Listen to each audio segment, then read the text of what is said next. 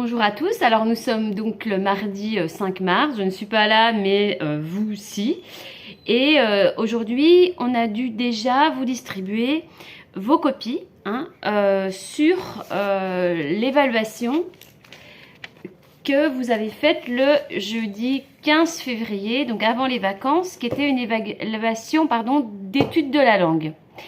Donc déjà tout d'abord, l'un des délégués va être aux manœuvres de la vidéo, puisque le but est que vous preniez de manière très précise la correction de cette évaluation que je vais vous donner ici en vidéo, comme si j'étais en cours avec vous.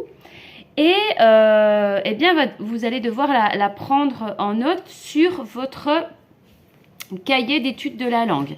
Normalement, ça vous a été expliqué par, je ne sais pas, Belrica, j'espère, enfin quelqu'un qui parle français. Et donc, ce que je peux dire de cette évaluation, c'est que j'ai été plutôt contente au niveau des notes, puisque presque tout le monde a eu la moyenne. Et puis, ce qui pose encore problème, c'est la première partie, c'est-à-dire cette partie sur les expansions du nom, puisque de nombreux élèves n'ont pas compris qu'il fallait relever toutes les expansions du nom et qu'en fait, finalement, ils ont relevé que les propositions subordonnées relatives, comme dans l'exemple, ce qui est quand même très dommage.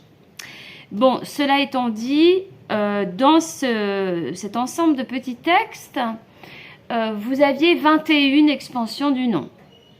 Donc en général, si vous avez un petit chiffre en bas à gauche, comme souvent j'ai essayé de le faire, qui montre combien vous avez relevé d'expansions, ça veut dire que vous êtes très loin en général d'avoir trouvé les 21 expansions du nom qui étaient présentes dans ce passage.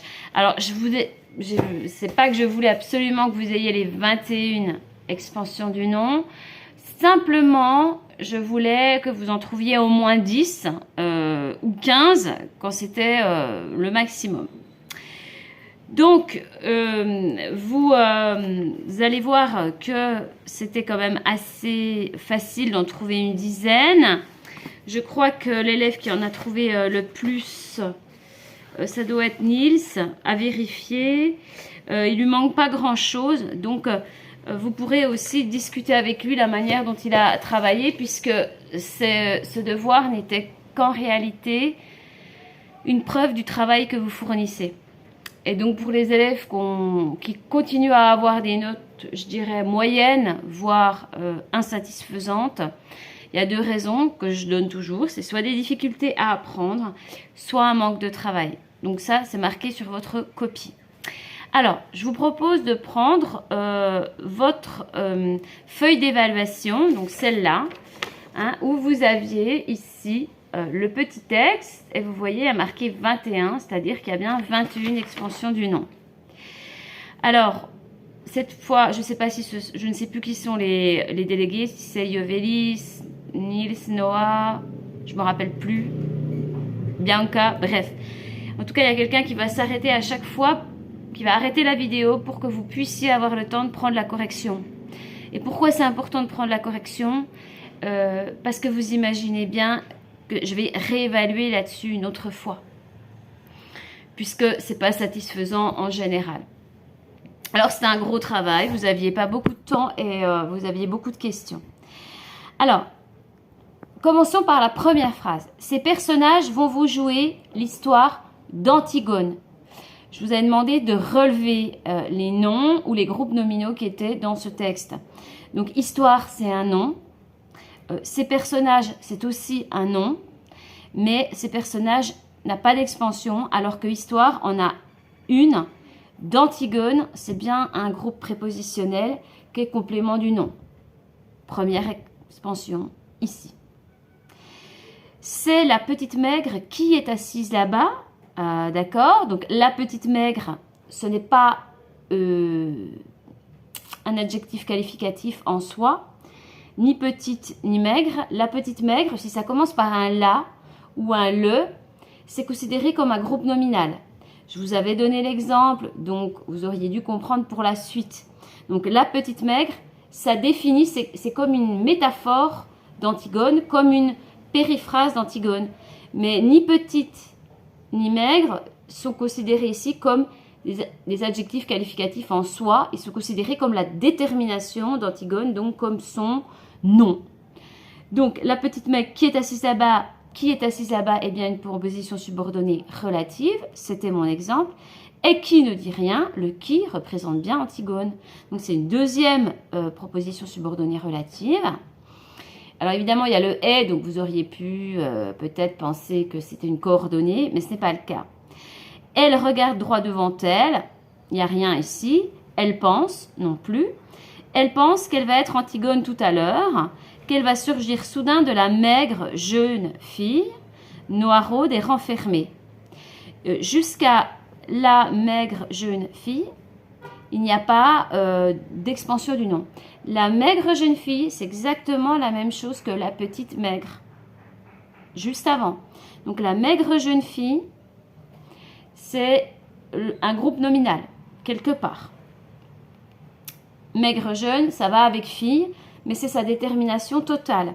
Donc noiraude et renfermée sont bien des adjectifs qualificatifs, épithètes liés.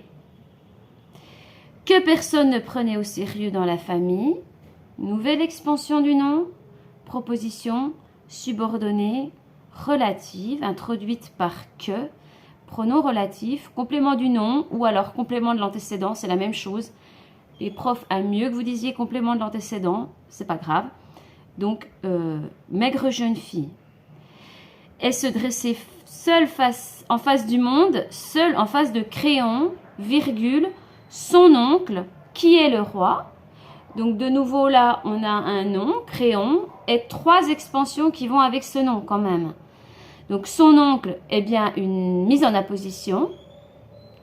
D'accord, ça veut dire la même chose que Créon. C'est une mise en apposition de Créon. Qui est le roi? Proposition subordonnée relative. Un relative avec complément de l'antécédent Créon. Elle pense qu'elle va mourir, qu'elle est jeune et qu'elle aussi, elle aurait bien aimé vivre.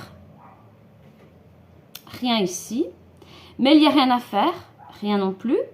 Et depuis que ce rideau s'est levé, elle sent qu'elle s'éloigne à une vitesse vertigineuse. Vitesse est bien un nom et vertigineuse est bien une expansion, c'est bien un adjectif qualificatif, épithète lié. De sa sœur Ismène, nouveau nom, qui bavarde et rit avec un jeune homme.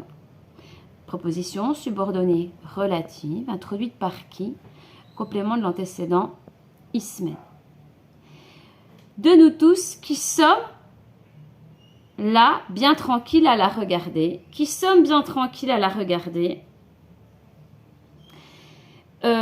c'est bien une proposition subordonnée relative avec un qui est complément de l'antécédent nous tous. De nous qui n'avons pas à mourir ce soir. De nouveau, on a une proposition subordonnée relative. Donc, ces 2 propositions subordonnées relatives dépendent de la proposition principale. Elle sent qu'elle s'éloigne à toute vitesse vertigineuse de sa sœur Ismène. Et depuis que ce rideau est levé, ça commence comme ça. Donc, toutes ces propositions subordonnées relatives sont relatives à la proposition principale et depuis que ce rideau s'est levé. Elle sent quoi? Qu'elle s'éloigne. C'est une première proposition subordonnée complétive et non pas relative. Et donc, nous tous, c'est un groupe nominal. Et qui sommes là bien tranquilles à le regarder? Qui n'avons pas à mourir ce soir? Ce sont 2 relatives. Ensuite, le jeune homme avec qui la blonde, la belle, l'heureuse Ismène, le jeune homme, on a homme qui est un nom et jeune qui est tout simplement un adjectif qualificatif épithète. Avec qui parle la blonde, l'heureuse Ismène. Qui parle, on est bien d'accord que c'est en référence avec le jeune homme. Donc, c'est bien une proposition subordonnée relative, introduite par qui et qui est complément de l'antécédent jeune homme. Et à l'intérieur de cette proposition relative, on a un autre nom qui est Ismen. Et donc, ce nom, Ismen, est accompagné de 3 adjectifs qualificatifs, blonde, belle, heureuse. Donc, elles sont toutes épithètes. Ils sont toutes épithètes. C'est crayon, ok? La vieille dame qui tricote à côté de la nourrice. Donc, la vieille dame, c'est un groupe nominal. Qui tricote à côté de la nourrice? Qui tricote à côté de la nourrice? C'est bien une proposition subordonnée relative. Qui a élevé les 2 petites? C'est encore une proposition relative, subordonnée relative, complément du nom, la vieille dame. C'est Eurydice, hein, la femme de crayon. Donc la femme de crayon, c'est bien un complément hein, du nom. Parce que, évidemment, vous avez compris que c'est une apposition. Donc vous voyez qu'ici, si vous reprenez tout doucement cette correction, il y a bien 21. Il y a bien 21 expansions du nom. Donc si vous en avez trouvé 4 ou si vous en avez trouvé 10, bon, si vous en avez trouvé 15, c'est bien. Mais il y a quand même un problème. Donc ensuite, voilà la première partie de la correction. Je voudrais vraiment qu'elle soit prise correctement. Donc, vous prenez votre temps pour l'écouter. Vous avez 1 heure pour prendre en note cette correction. Et j'aimerais que ce soit fait correctement. Je vérifierai quand je rentrerai. Alors, vous aviez, et ça va être l'objet de l'évaluation de vendredi, sous forme de dictée, vous aviez tout un travail sur le participe passé. Alors, je tiens à vous dire que ce n'est pas encore acquis pour certains. Le participe passé, c'est une forme verbale du verbe. Et ce participe passé s'emploie parfois avec un auxiliaire. Il y a des élèves qui n'ont toujours pas compris, notamment dans cette partie-là, où je demandais le participe passé. Et où il y a plein d'élèves qui m'ont mis des auxiliaires, genre avoir surpris, avoir vu. Mais pourquoi je ne vous demande pas avec quel auxiliaire fonctionne tel verbe? Le participe passé ne fonctionne pas toujours avec un auxiliaire. Il fonctionne avec un auxiliaire quand on parle de passé composé ou qu'on parle de temps composé. Vous ne comprenez pas, ce n'est pas clair dans votre esprit. Tant que vous n'aurez pas compris, vous ferez des fautes. D'autant plus que vous ne connaissez pas les participes passés. Ok? Donc, je vous avais demandé 4 petites phrases toutes simples. Alors, il y a des élèves qui ont oublié de faire celle de la 2e page. Hein, et de mettre ces phrases au passé composé. Le passé composé, on le voit en CE1. Voilà. C'est le passé du présent. Hein. Ils font le portrait de leurs camarades. Ils ont fait le portrait de leurs camarades. Que voulez-vous que je vous dise? Le facteur apporte un colis. Le facteur a apporté un colis. Nous grimpons dans l'arbre. Nous avons grimpé dans l'arbre. Vous écrivez sur les murs. Vous avez écrit sur les murs. Le passé composé, c'est le choix d'un auxiliaire, être ou avoir. La conjugaison de cet auxiliaire au présent est le participe passé. C'est exactement pareil que le passé compuesto espagnol. Je ne sais pas quoi faire pour que ça rentre dans votre tête. Donc les gens qui n'ont pas les 2 points, il faut vraiment vous remettre en question. D'autant plus que si vous conjuguez avec l'auxiliaire avoir, la plupart du temps, ça ne s'accorde pas. C'est vrai que c'est la différence avec l'espagnol. Bref. Ensuite, je vous demandais, gentiment, simplement, de me dire avec quel auxiliaire était conjugué le participe passé. Elle a fini son travail. Waouh, c'est compliqué quand même, hein? Donc, elle a fini son travail. Vous deviez mettre un i a fini. Pourquoi un i? Parce que pour connaître la terminaison d'un participe passé, vous le mettez au féminin. Est-ce qu'on dit elle a fini Est-ce qu'on dit elle a finite? Si on utilise le participe passé, la chose est finite. J'ai été finite. Qu'est-ce que ça n'a pas de sens? Donc mettez le participe passé au féminin pour voir sa terminaison au passé composé. Je me suis mal exprimée, je reprends. Est-ce que vous allez dire cette vidéo est finie, ou cette vidéo est finite, ou cette vidéo est finisse? Quand vous allez accorder votre participe passé, vous allez bien entendu dire cette vidéo est finie. Alors évidemment, vous allez mettre IE parce que c'est l'auxiliaire être, mais elle a fini, alors c'est un I. C'est pas un S, c'est pas un T. Donc cette première petite phrase est employée avec l'auxiliaire avoir et la terminaison de fini, c'est I, pour les raisons que je viens de vous expliquer. Je n'ai jamais entendu la chanson chantée par Soraya. Chanter, eh bien, un participe passé, mais ici, vous êtes d'accord qu'il n'y a pas d'auxiliaire. Et donc, s'il n'y a pas d'auxiliaire, c'est un adjectif qualificatif. Et ici, chanson, c'est féminin. Une chanson. Donc, je vais mettre EE. Et c'est bien sûr sans auxiliaire. Ils ont oublié d'éteindre la lumière. On a un participe passé ici employé avec l'auxiliaire avoir. ONT, c'est l'auxiliaire avoir. Avec l'auxiliaire avoir, on n'accorde pas le participe passé. Et oublier et avec un accent. Donc c'est faux si vous mettez un E. Ça ne se dit pas. Ils ont oublié. Ça n'est pas du français. Ils ont oublié d'éteindre la lumière. Oublié et, puisqu'il n'y a pas le COD qui vient s'interposer entre l'auxiliaire et le participe passé.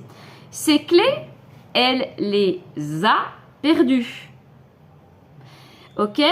Perdu, c'est le participe passé employé avec avoir.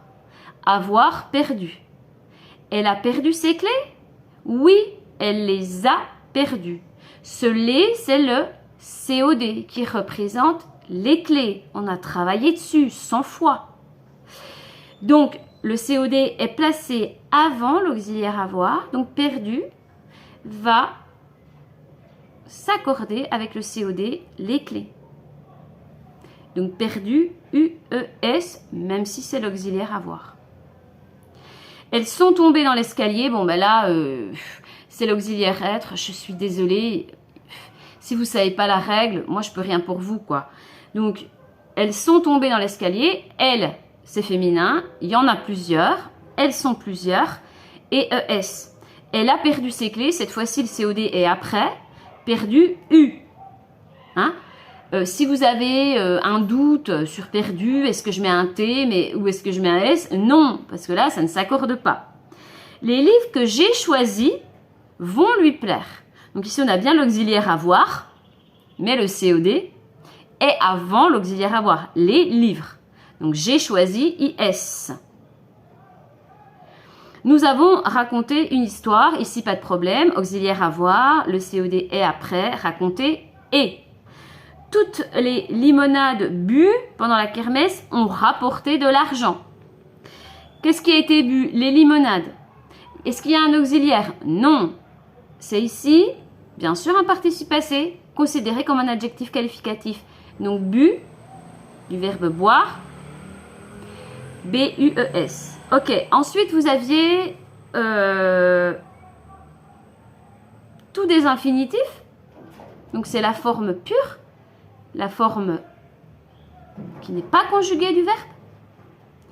Vous deviez me donner le participe passé. Ce participe passé sert soit d'adjectif qualificatif, soit à former les temps composés, comme le passé composé,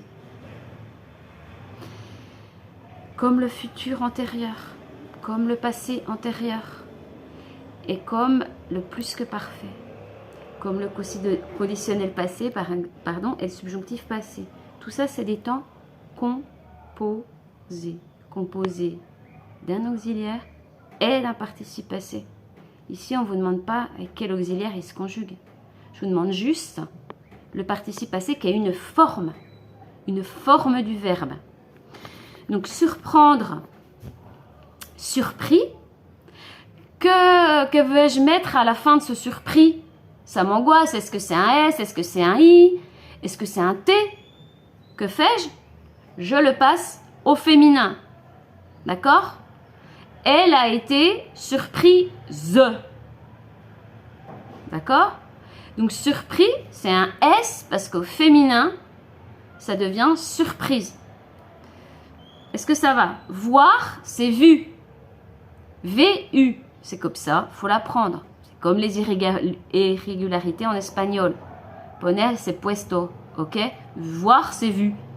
Est-ce que je vais dire j'ai été vue? J'ai été vuse? Non, j'ai été vue, V-U-E, donc c'est V-U.